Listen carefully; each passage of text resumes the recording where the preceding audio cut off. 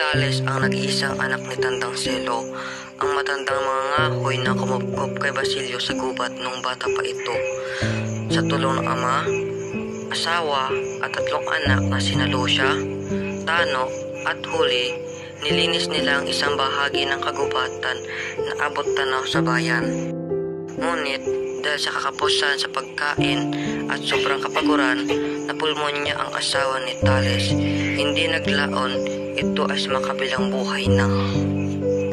Hindi pa man nakakapagbabang luksa ay nilagnat naman ang pinakamatandang anak na si Lucia. Nagkasakit ito ng matagal at sumunod din sa hukay. Alis, ang lupaing iyong sinasaka ay nasa loob pa ng hangganan ng kooperasyon. Maaari niyo po ba kaming hayaang magsaka dito? Maaari naman sa kondisyong ikaw ay magbabayad ng 30 piso bilang renta. Tiisin mo, anak. Ipagpalagay mo na lang ng 30 pisong iyon ay nadalo sa sugal o kaya nahulog sa tubig at sinakmal ng buhaya. Sa pagbabalik ng kura ay tumaas na sa 50 pesos ang renta sa lupa na kailangang bayaran ni Tales. Uminaon ka, anak ko. Isipin mo na lang na lumaki ang buhaya. Bunga ng pagsisikap ay unti-unting umunlad ang buhay ni Tales. Natupad ang kanyang pangarap na makapagpatayo ng bahay na yari sa kahoy, at kasama ng pag-unlad ang pagtingala ng mga tao sa kanya, kung kaya't hinirang siya bilang kabesa di barangay. Ama, tunay naman Tales mag-isip si Basilio sa ang kanyang talino. Kayang-kayang makipagsabayan sa pag-aaral sa Maynila, kahit tulad din natin siyang maralita. Tinitiyak ko sa iyo, anak, na luluwas ka ng Maynila upang mag-aral din sa susunod na taon. Subalit ang pagluwas sa Maynila ay hindi na dumating. Tumaas ang renta nang tumaas pa at tumaas pa hanggang maging 200 piso. Hindi na niya makaya. Walang sino mang dayuhan ang makakakuha ng aking lupang sinasaka. Lupa ko ito, binungkal, tinamnan, sinaka, inalagaan, minahal, at pinagyaman. Manalo ka man sa kaso, anak. Tiyak na maghihirap ka. Ni isang saplot ay walang matitira sa iyo. Hubad tayong ipinanganak, itay, kaya hubad rin tayong mamamatay. Hindi nagbayad si Tales. Nanindigan siya sa kanyang pinaniwalaan. Nagkaroon ng kaso sa hukuman, korporasyon ng mga paring Dominico laban sa isang magsasaka. Nakataya ang pangalan ng pobreng magsasaka at ang dangal ng kanyang kaawa-awang pamilya.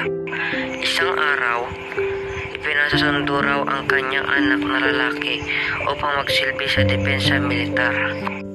Pumapayag na akong magsanay kang humawak ng sandata.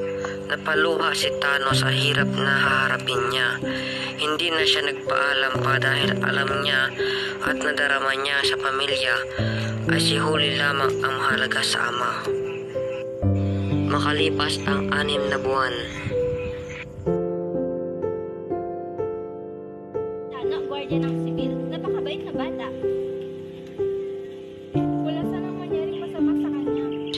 Umiyak ng umiyak si Huli sapagkat nararamdaman niyang siya ay pinag-uusapan ng lahat, kaya't nagkulong lang siya sa bahay ng ama.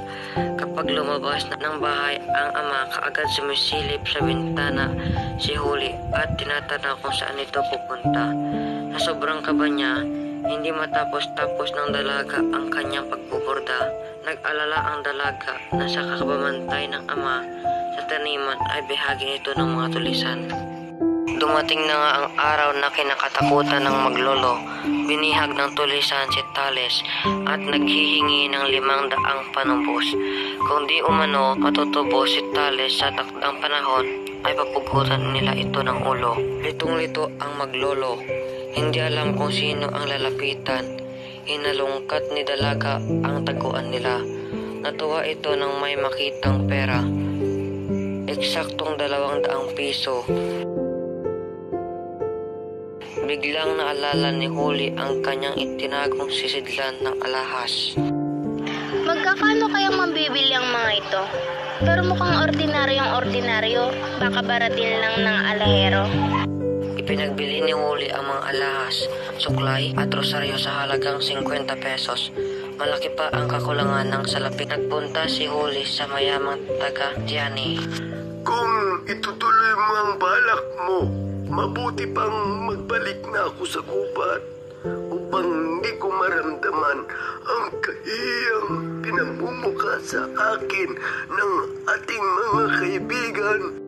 Habang iniisip ang lahat ng kanilang problema, kabilang na dito ang desisyong hindi tanggapin ang iniaalay na pag-ibig ni Basilio dahil sa sinapit ng kanyang buhay. Isang busabos, alila ng mayaman, taga-borda ng ponda ng unan.